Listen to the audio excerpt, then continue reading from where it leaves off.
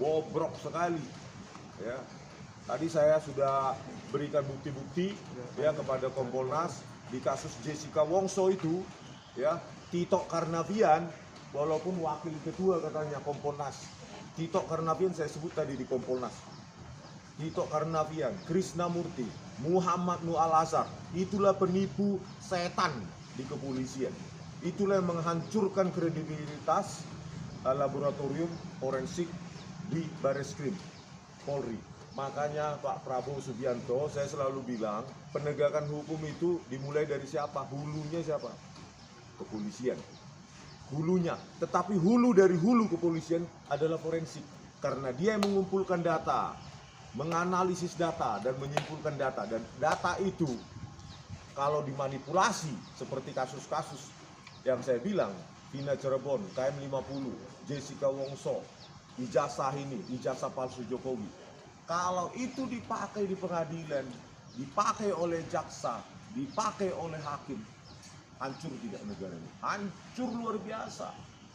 Ya, jadi kepolisian ini bukan lagi untuk menangkap penjahat, ya, tetapi memanipulasi bukti-bukti sehingga bisa disasar, bisa ditarget ini orang siapa yang mau dipenjarakan. Itulah laboratorium forensik di Bareskrim Polri. Oleh karena itu harus dibuat independen sehingga Kapolda, Dirtipidum, Direskrimum, apalagi pangkat-pangkat mereka itu saya nggak tahu, sampai Kapolri tidak bisa lagi menekan hasil laboratorium forensik agar sesuai dengan kasus yang dia pesan.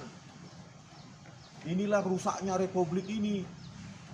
Rusaknya republik ini dimulai dari kepolisian. Rusaknya kepolisian dimulai dari laboratorium forensiknya.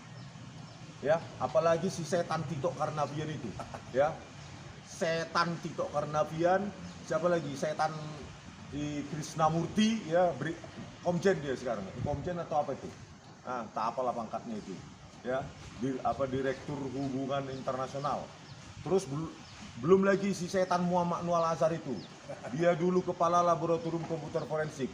Pangkatnya dulu masih AKBP, sekarang sudah Brigjen itu si setan itu. Ya, menggunakan software gratisan untuk mengotak-atik video CCTV. Jadi akan banyak terus kasus rekayasa dan kejahatannya. Itu petinggi-petinggi kepolisian, bukan di jajaran Polsek, nggak sanggup dia. Polsek Polres itu. Di kepolisian yang di Mabes Polri itu, Bareskrim, itu penjahat sesungguhnya di republik ini. Tito Karnavian tangkap dulu Pak Prabowo Subianto. Krisnamurti, Irjen dia, Kepala Divisi Hubungan Internasional, tangkap. Muhammad Nur Al-Azhar, Brigjen, tangkap. Itu setan-setan di kepolisian. Makanya tadi saya tantang ke Kompolnas. Berani nggak RDP kita bongkar ini semua?